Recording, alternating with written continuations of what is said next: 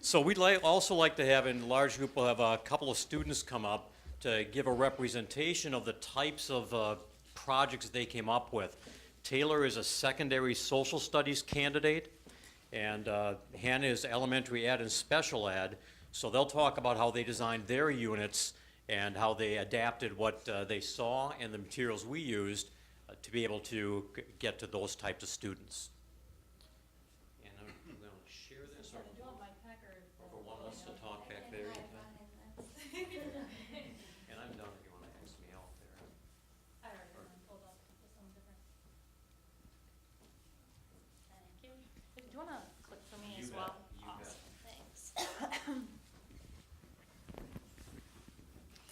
All right, so like he said, I'm Hannah Snyder. I am an elementary special ed major. And I'm Taylor Hammer, secondary ed, Broadfield Social Studies. And these were just 2 units that we created. We did our own understanding by design units for our future classrooms. So then, like I kind of mentioned, I'm secondary social studies, so it's not too tough to incorporate civil rights into the social studies curriculum, but it's a little more challenging for others. So these are just what we did as an example. Yeah, definitely. My unit was definitely designed more towards like a 5th grade level. And actually, I kind of took inspiration from my 5th grade teacher. We learned about the Watsons Go to Birmingham when I was in 5th grade.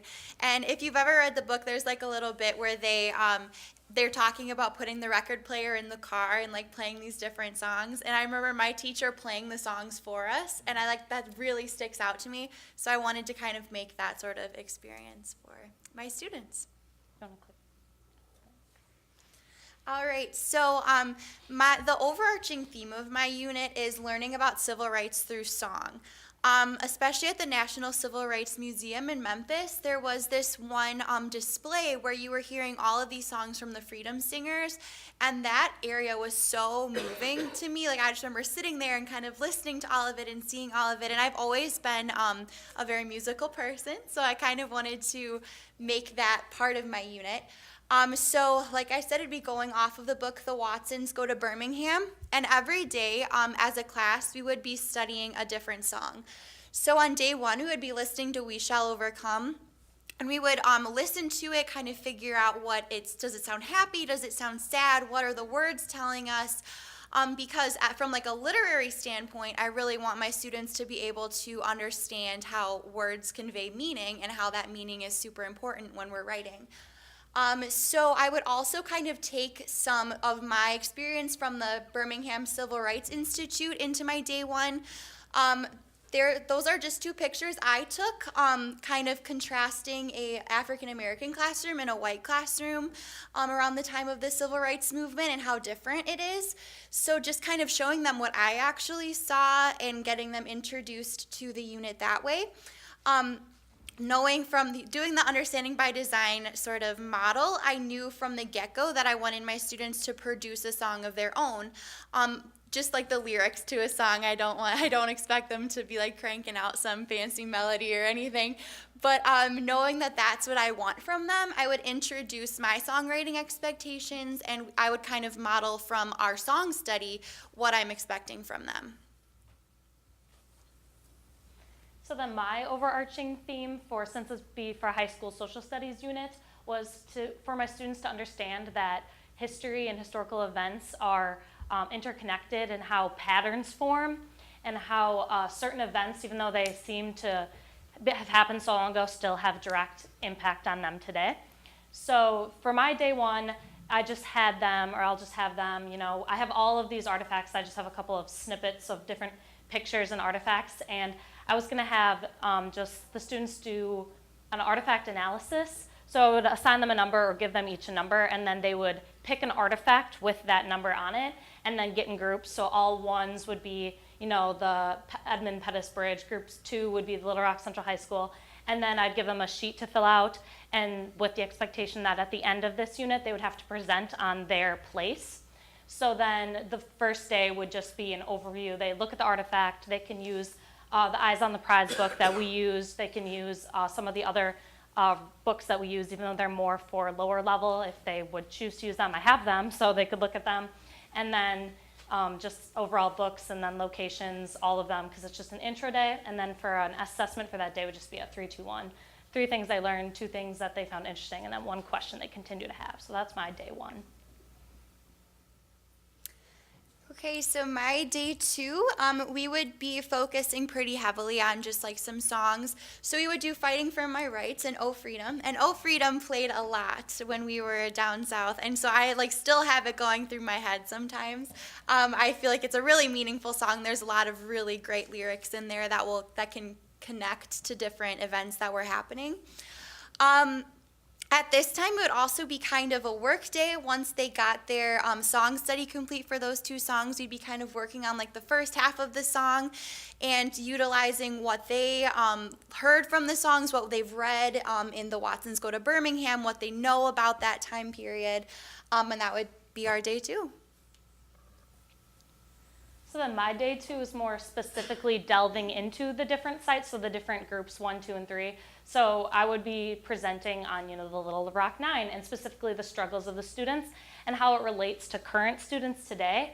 And then, so what I was kind of thinking is, one thing that was really interesting to me, I'm a history major and I, knew all about the Little Rock 9, but one thing that I learned on the trip is I always wondered how 9 students ended up getting admitted into Central High School, and that they went to the local white high school and they said, okay, to be admitted you have to have a 4.0. And first of all, who has a 4.0? But apparently too many students had a 4.0. So then they said, okay, you have to have a 4.0 and you have to have perfect attendance. So then that number whittled down, but it was still too many for them. So then they said, okay, you have to have a 4.0, you have to have perfect attendance, you can't participate in any sports, extracurriculars, nothing. You can't go to prom, can't go to dances, and then we'll let you in. And then that's how they whittled that number all the way down to 9. So then if you just put that into students' perspective, like would you go to another school if they won't let you do any of these extracurriculars or anything like that, and how these students were still willing to do it? And then after we went through the Little Rock 9 and the specifics and all that, I would have them do a assessment journal entry. So what is admirable that they did, what you would have done differently if you would have gone or would not have gone, and why. So another thing about the Watsons Go to Birmingham is that it touches on the tragic bombing of the 16th Street Baptist Church. And that site for me was it was kind of hard to see where that like these little girls were killed. And so it's something that they're obviously going to have to read about in this book, so I'd kind of want to prepare them. The girls who passed away were also kind of around that 5th grade age and a little bit older, so it also can kind of make that connection for them. By introducing it to them the way I saw it, it can kind of get them prepared for what they're going to read. So we would listen to the song Birmingham Sunday and really make those connections to the event and how it's written in the song. And we would complete a song study on that. And then we would finish the second half of the song, so we would have our rough draft ready for the next day. And then my day 3 is just then focusing on a different site. So my day 3 is the Edmund Pettus Bridge or Selma, Alabama, and the march from Selma to Montgomery. And so basically I got this poster. Actually, Professor Holman really pushed for me to get this poster. Is at just some little shop. And I was like, oh, this is pretty cool. And it was kind of rainy and cold, and everyone's like, let's go. And Professor Holman's like, do you want it? Do you want it? They were like closed, and he's like, hey, can she have this poster? Like, can she buy it? Can she buy it? And the lady was like, here, you can just have it, honey. So, and then it just kind of ties in later on. So I'll talk about how, the Black Lives Matter movement and how that's a very modern and occurring thing today, and how in this depiction it has its roots in Selma. So what did they die for, and talk about how the whole march was for voting rights and how what % of youth still vote today. So how it's important that all these people died for this right, and then now we don't even use it, and it's just kind of sad. And then for the assessment, just to kind of understand that they get the events, because it was a pretty complex, this happened, and then they were turned around, and then this happened, and then they got attacked by the police, so then they turned around, and then this happened. So then explain the march, and then one thing that we could use is the graphic novel that I did my presentation on was March, and because it's a graphic novel, it's a pretty quick read and it's pretty interesting. So, and it'd be applicable in a high school classroom. So for my day 4, we would listen to the song Woke Up This Morning and complete another song study. And we would also then do peer revisions of the song drafts. So I would have the students kind of look at each other's and make suggestions and kind of pick up things that they really liked in other people's songs and kind of go back and revise theirs. As a student myself, I've always really appreciated having a peer's eyes on my work. We could always do it the anonymous way so nobody has to feel nervous, but it's always really great to have that peer opinion on what you're writing. And then my day 4, I kind of mentioned this, the Black Lives Matter idea. So this whole is basically the location of the National Memorial for Peace and Justice, which was what we talked about with the hanging pillars. And then the Legacy Museum, which was one of my favorite stops on the tour. And it was essentially a timeline, a museum of African Americans from enslavement through modernity, and then just different statistics on how they were treated for this reason. They had court cases for interracial marriage, and it was just a big timeline on that. So then we talk about that, and I have 2 websites linked. So there's the Black Lives Matter website, and then the Legacy Museum, which is what I just talked about. And then they would kind of compare the two. What similarities do they have? What differences do they have? And then, yes, that would be my assessment, is a compare and contrast of those 2.